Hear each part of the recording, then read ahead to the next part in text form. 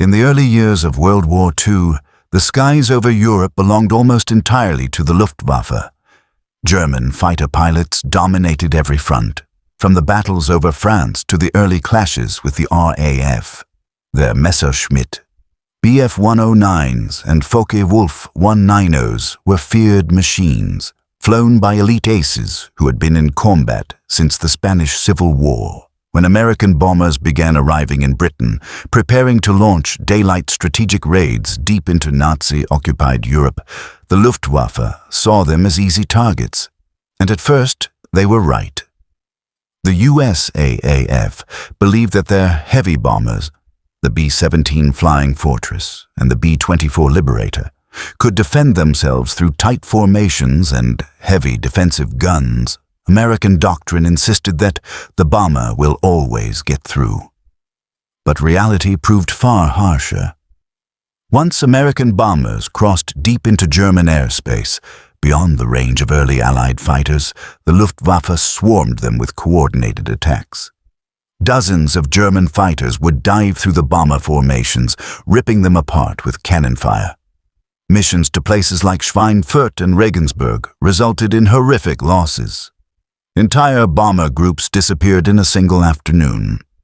The Americans knew they had the bombers they needed.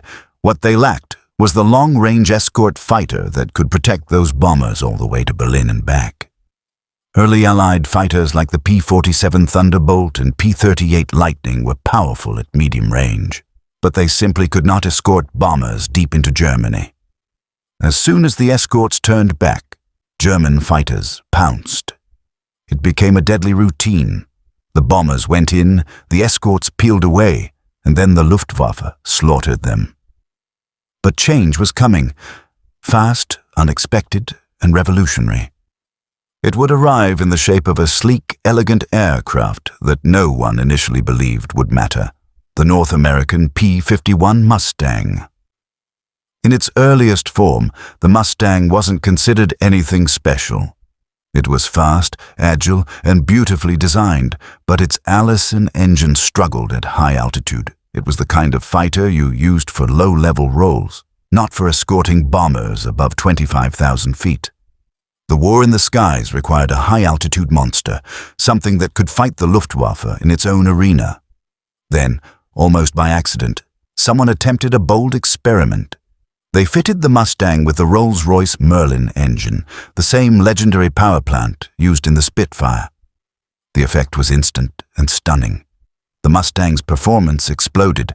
It climbed faster, flew higher, and raced through the sky with near-effortless grace. The Allison Mustang was a good airplane. The Merlin Mustang was a masterpiece. Suddenly, America had the fighter it had been searching for, a machine fast enough to outrun or chase down German fighters. A machine agile enough to dogfight with the best of them, and most important of all, a machine with incredible range. With drop tanks, it could escort bombers from England to Berlin, then back home again. It could go farther than any fighter before it. It could fly where the Luftwaffe never expected an escort fighter to appear. The day the P-51 arrived in Europe, everything changed. American bomber crews immediately felt the difference. They looked out from their cockpit windows and saw Mustangs sweeping above them, below them, and far out to each wing. German pilots who had once attacked with confidence suddenly hesitated. This was no P-47 turning back halfway, no P-38 struggling in cold weather. This was a Predator designed for endurance, speed, and combat dominance.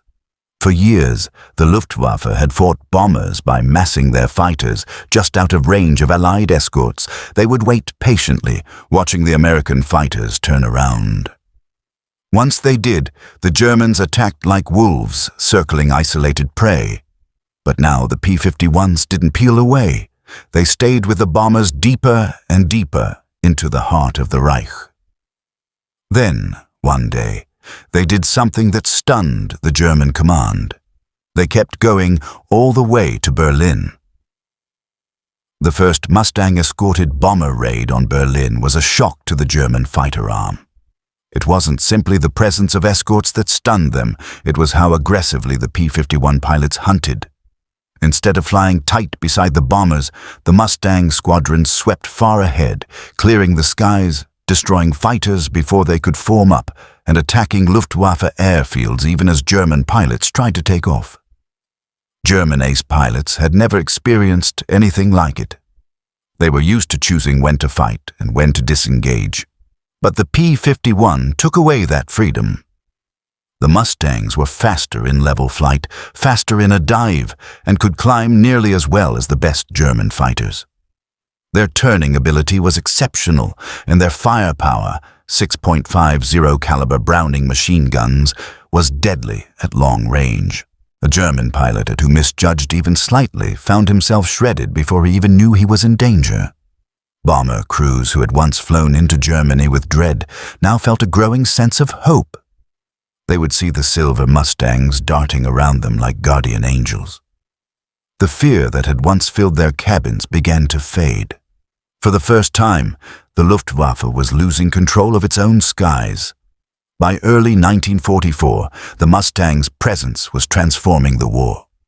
Every week, the Allies flew deeper raids. Every week, the Luftwaffe lost more irreplaceable pilots. The German training system, already under pressure from fuel shortages and continuous losses, could not keep up. While American training fields in the United States turned out thousands of new pilots each month, Germany struggled to produce even a fraction of that number. The P-51 was not just an escort, it was an executioner. It hunted German fighters ruthlessly, targeting them in the air, on the ground, and during landing approaches, Luftwaffe commanders complained bitterly that there was no moment of safety. Even inexperienced German pilots, who had barely flown a combat mission, found themselves ambushed by expert Mustang pilots who already had dozens of sorties under their belts. The psychological impact was immense. German civilians stared upward in shock as entire waves of Mustangs streaked overhead, escorting massive bomber formations that flew confidently through the heart of the Reich Berliners, who had once believed their capital was safe from daylight raids, now watched as B-17 and B-24s thundered above their city, surrounded by a deadly halo of P-51s. And for the German fighter arm, the nightmare was only beginning. The Luftwaffe had always relied on a small group of elite aces, men with hundreds of kills, to hold the line. But once the Mustang arrived, even these legendary pilots found themselves on the defensive. The P-51 was simply too fast, too long-ranged, too numerous, and flown by pilots who were improving with every mission. The Germans were losing their veterans faster than they could replace them, while the Mustangs kept coming, mission after mission. The bomber offensive, once stalled and nearly doomed, was now unstoppable. The Allied strategy was finally working: bomb Germany's factories and destroy its oil production, cripple its transportation networks, and shatter its ability to continue the war. And the key that made this possible, the weapon that turned the tide, was the P-51 Mustang. By the spring of 1944, the Luftwaffe's fighter arm was breaking. Fuel shortages grew crippling. Flight hours for training dropped to dangerous levels. New pilots were sent into combat with barely enough experience to fly straight and level. And all the while, the Mustangs intensified their pressure, sweeping farther and farther across Europe, destroying anything that tried to oppose them. The Luftwaffe's dominance of the skies was ending, not slowly but rapidly, violently and visibly. And the world was about to witness one of the most devastating collapses of air superiority in military history. A collapse brought on not by technology alone, but by an aircraft that combined speed, range, firepower, and tactical opportunity in a way no fighter before it ever had. And at the center of it all was the mission that changed everything, escorting American bombers all the way to Berlin, the heart of Nazi Germany, where the Luftwaffe once believed no enemy fighter could ever reach them. As American bombers pressed deeper into Germany in 1944, the Luftwaffe struggled to understand how the balance of power in the air had shifted so quickly. Their intelligence reports revealed the truth with brutal clarity. The P-51 Mustang had rewritten the rules of aerial warfare. German commanders, who had fought for years with control and confidence, now faced an enemy fighter that outperformed their best machines, overwhelmed their defenses, and arrived in numbers they could not match. What shocked them the most was not simply the Mustang's range or speed, it was the relentless way American air power coordinated its attacks. Bomber streams stretched for miles across the sky, escorted by layers of P-51s at different altitudes. High above the formation, Mustangs patrolled like hawks, waiting for any sign of German fighters. At medium altitude, other Mustang groups aggressively hunted interceptors attempting to form up. And at low altitude, Mustangs searched for stragglers, airfields, and emergency landing zones. There was no safe corridor left for the Luftwaffe. German pilots, who once launched confidently into combat, now climbed into their cockpits with dread. Many were fresh recruits with minimal training, barely able to handle takeoff protocols. When they attempted to join formation, Mustangs swooped down on them with surgical precision. Before they even reached combat altitude, dozens of inexperienced German pilots were shot down by Allied aces who had the advantage of skill, altitude, and experience. For the first time in the war, the Luftwaffe was losing more pilots to takeoff and landing ambushes than to actual dogfights. The Mustang's aggressive tactics took the Germans by surprise. Instead of staying close to the bombers, P-51 units adopted a free hunt strategy. They surged ahead of bomber streams, seeking out any enemy aircraft before they could coordinate and attack. Luftwaffe leaders were furious. They knew that without massed formations, their fighters could not effectively attack American bombers. But every time they attempted to gather, Mustangs tore them apart. Some German aces tried to adapt, but the differences in experience were overwhelming. By 1944, American pilots were receiving hundreds of hours of training before ever seeing combat. German pilots, however, were lucky to receive 30 or 40 hours of flight time. Fuel shortages and bombing of training facilities crippled the Luftwaffe's ability to prepare new recruits, and while American training quality increased, German training collapsed. Entire Luftwaffe squadrons were wiped out in single missions. The once elite fighter arm of Germany was becoming a shadow of its former self. As the P-51s cleared the skies, bombers delivered devastating attacks on Germany's oil refineries, transportation networks, and industrial heartland factories that once produced Bf-10-9s and FW-19s 0SS were reduced to twisted metal.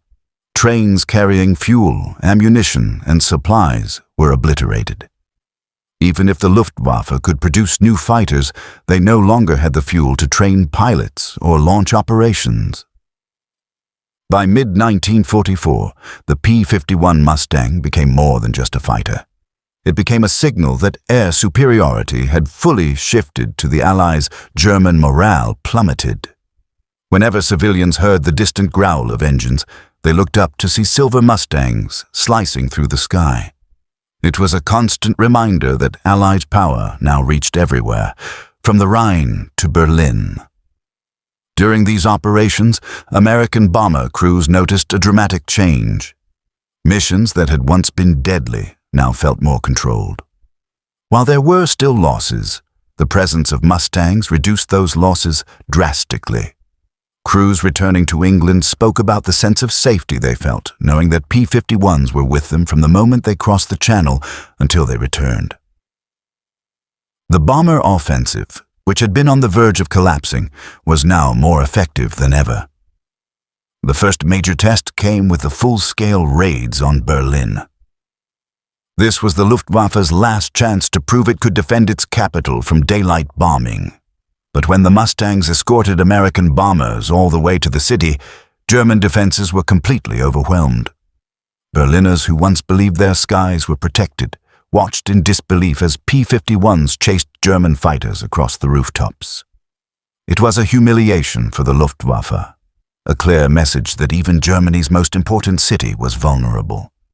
The raids continued, each one more devastating than the last. P-51 squadrons roamed freely across German airspace, attacking anything that moved. They strafed trains, trucks, convoys, and even armored vehicles. Airfields were hammered daily. Hangars, runways, and fuel depots were destroyed. The Luftwaffe's ability to launch a counter-offensive collapsed. Entire Luftwaffe squadrons were wiped out in single missions. The once elite fighter arm of Germany was becoming a shadow of its former self. As the P-51s cleared the skies, bombers delivered devastating attacks on Germany's oil refineries, transportation networks, and industrial heartland factories that once produced Bf-10-9s and FW-190s were reduced to twisted metal. Trains carrying fuel, ammunition, and supplies were obliterated. Even if the Luftwaffe could produce new fighters, they no longer had the fuel to train pilots or launch operations. By mid-1944, the P-51 Mustang became more than just a fighter. It became a signal that air superiority had fully shifted to the Allies. German morale plummeted. Whenever civilians heard the distant growl of engines, they looked up to see silver Mustangs slicing through the sky. It was a constant reminder that Allied power now reached everywhere, from the Rhine to Berlin. During these operations, American bomber crews noticed a dramatic change. Missions that had once been deadly now felt more controlled. While there were still losses, the presence of Mustangs reduced those losses drastically. Crews returning to England spoke about the sense of safety they felt, knowing that P-51s were with them from the moment they crossed the Channel until they returned. The bomber offensive, which had been on the verge of collapsing, was now more effective than ever. The first major test came with the full-scale raids on Berlin. This was the Luftwaffe's last chance to prove it could defend its capital from daylight bombing. But when the Mustangs escorted American bombers all the way to the city, German defenses were completely overwhelmed. Berliners who once believed their skies were protected watched in disbelief as P-51s chased German fighters across the rooftops. It was a humiliation for the Luftwaffe, a clear message that even Germany's most important city was vulnerable. The raids continued, each one more devastating than the last. P-51 squadrons roamed freely across German airspace, attacking anything that moved. They strafed trains, trucks, convoys, and even armored vehicles. Airfields were hammered daily.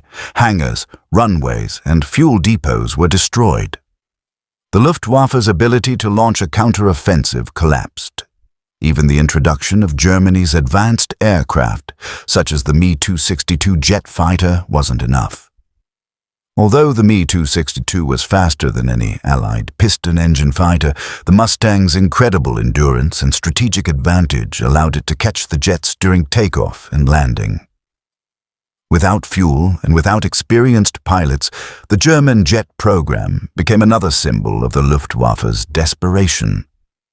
By late 1944, American commanders realized the full power of the Mustang.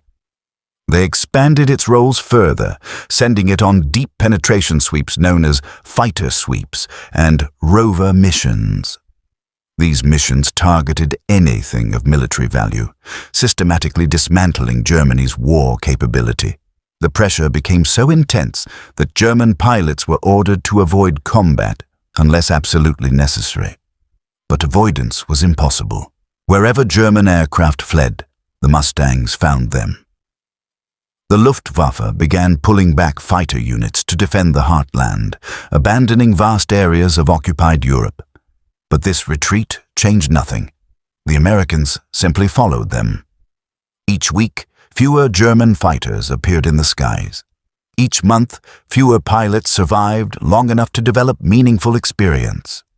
Meanwhile, American air power grew steadily stronger. Then came the most decisive blow: the bombing of Germany's synthetic fuel plants. Without fuel, the Luftwaffe ceased to exist as a fighting force. Aircraft sat idle on runways. Training halted completely. Even experienced aces could no longer fly missions. The once feared fighter arm of Germany now consisted of grounded planes and exhausted pilots with no fuel to launch more than a handful of sorties. Mustangs circled high above these lifeless airfields, unchallenged. The skies over Germany belonged entirely to the Allies. As the war neared its end, P-51s escorted bombers on final missions deep into what remained of German territory. Even as the ground war pushed closer to Berlin, Mustangs ranged ahead, striking targets and ensuring that no Luftwaffe units could interfere with Allied ground forces. The collapse of German air defense was complete. For German civilians, the sound of P-51 engines overhead became a daily reality. Many described it as the moment they knew the war was lost. American air power had demonstrated not just superiority, but dominance on a scale never before seen.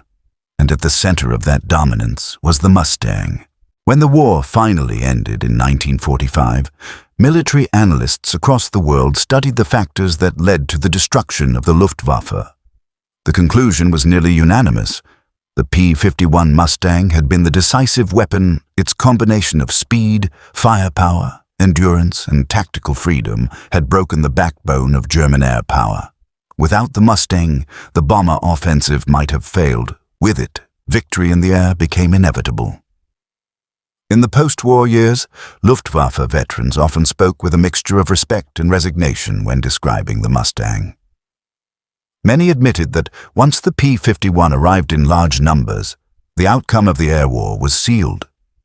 They recognized the Mustang not merely as another fighter, but as a turning point in aviation history, an aircraft that changed the very nature of strategic warfare.